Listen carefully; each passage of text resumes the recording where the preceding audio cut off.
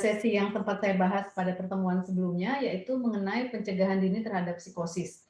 Pada pertemuan kali ini, yang pertama ini, kita akan membahas mengenai bagaimana mencegah psikosis dengan upaya pribadi ya. Jadi bisa dilakukan oleh diri sendiri. Nah, ini pokok bahasan yang akan kita bahas pada hari ini, yaitu yang pertama adalah bagaimana memahami gejala atau permasalahan diri sendiri, bagaimana melakukan self-care, dan kapan kita harus pergi ke profesional atau tenaga ahli. Nah, bagaimana memahami gejala atau permasalahan sendiri?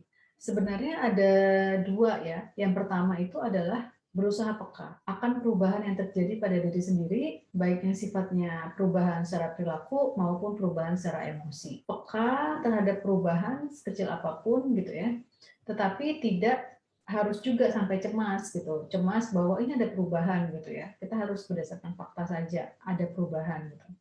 Kemudian yang kedua adalah selain peka, kita juga harus memperhatikan tanda-tanda sebagai berikut ya.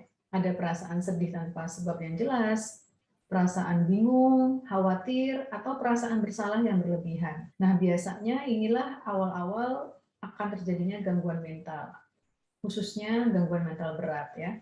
Rasa takut berlebihan, tidak berminat menjalin relasi, hilang minat terhadap relasi, tidak mampu menyelesaikan persoalan sehari-hari, perubahan pola makan, ini mirip seperti saat kita membahas tentang depresi ya, karena agak-agak mirip memang beberapa gejala, adanya perubahan konsentrasi, perubahan dorongan atau impuls, atau minat bisa juga, dan rasa marah yang berlebihan, tidak bisa dikendalikan, atau ekspresi marah yang tidak pada biasanya. Bagaimana kita melakukan self-care ya?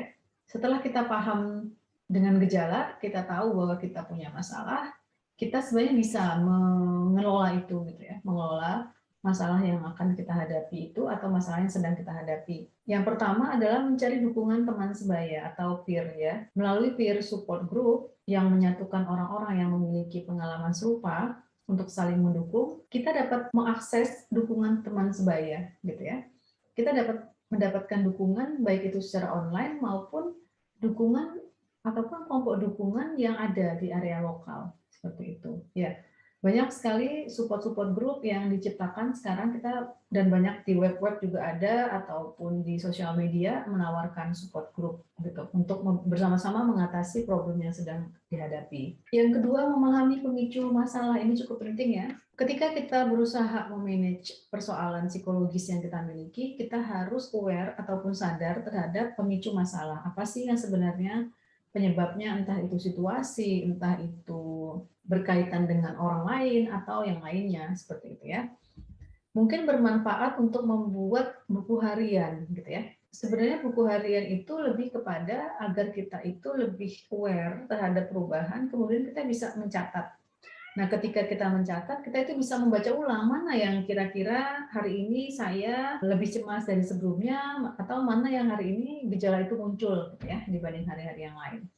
Sehingga kita bisa merujuk hal-hal yang mungkin memicu pengalaman psikotik, baik itu dalam bentuk peristiwa kehidupan, perasaan, mungkin pola makan ya, diet gitu ya, pola makan ataupun pola tidur seperti itu.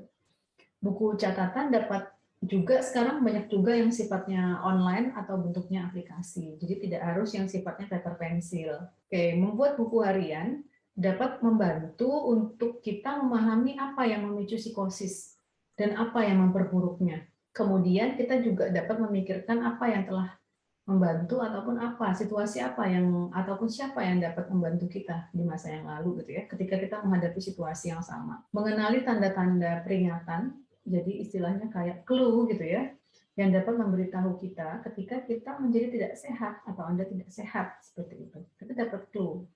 Kapan kita perlu aware, kapan kita perlu lebih slow down, lebih menahan diri, atau kapan kita harus istirahat. Nah, setelah memahami pemicu masalah ya tadi dengan buku harian, kita akan memiliki pemahaman yang lebih baik tentang pemicu masalah, sehingga kita dapat mengambil langkah-langkah untuk menyelesaikan ini, untuk mencegah gitu ya, agar tidak menjadi lebih parah. Bisa dengan cara menghindari situasi ataupun sumber pemicu masalah itu, ataupun dengan mengelolanya. Jika Anda belajar mengenai tanda-tanda peringatan, tadi clue tadi itu, jika kita belajar tentang clue, kita dapat mengambil tindakan yang lebih awal untuk mencegah ataupun mencoba untuk mencegah psikosis.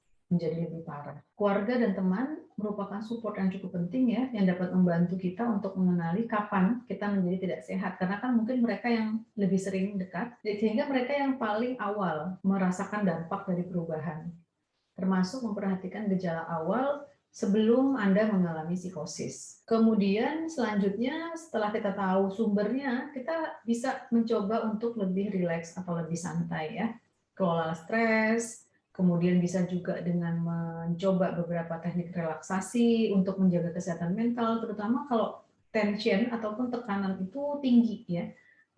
Stres, cemas, ataupun ketika kita sibuk. Nah, selain itu kita juga bisa mencoba dengan menjaga kesehatan fisik, tidur yang cukup, makan teratur, aktivitas fisik ya, melakukan aktivitas fisik, menghabiskan waktu di luar rumah sehingga lebih fresh mungkin gitu ya. Menghabiskan waktu di ruang hijau juga dapat meningkatkan kesejahteraan. Dan hindarilah penggunaan obat-obatan dan alkohol seperti itu, karena itu tidak akan menyelesaikan masalah dalam jangka panjang, yang adanya malah memperburuk gitu ya. Nah, kemudian buatlah rencana untuk mengatasi krisis. Selama krisis, Anda mungkin tidak dapat memberitahu orang lain untuk membantu Anda apa yang Anda perlukan gitu ya, karena kita sudah terlalu pusing ataupun sibuk dengan masalah yang sedang dihadapi. Bila Anda merasa sehat, sebaiknya bicarakan dengan seseorang dan pastikan orang itu yang Anda percayai gitu ya. Ketika kita sudah lebih mampu untuk sharing seperti itu.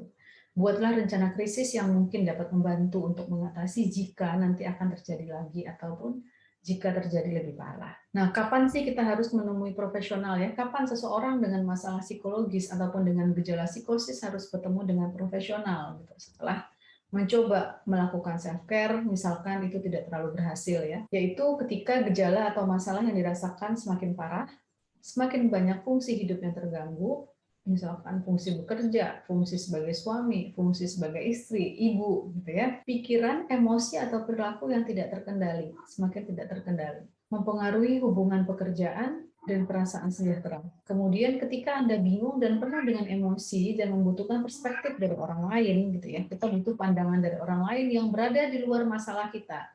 Ketika orang itu berada di luar masalah, dia mungkin akan lebih rasional gitu ya, lebih fair gitu ya, melihat masalah dan fakta. Kemudian ketika ada perasaan bahwa kita ini tidak lagi layak untuk hidup gitu ya, atau hidup ini tidak lagi menyenangkan untuk dijalani gitu. Adanya putus asa dan adanya keinginan untuk bunuh diri. Baik, demikian materi kali ini. Pada pertemuan selanjutnya, yaitu pertemuan terakhir, kita akan membahas masih mengenai pencegahan dini terhadap psikosis, namun bukan dari sisi personal ya, bukan dari sesuatu yang bisa kita lakukan sendiri. Oke, demikian. Selamat belajar. Terima kasih. Sampai jumpa pada pertemuan berikutnya.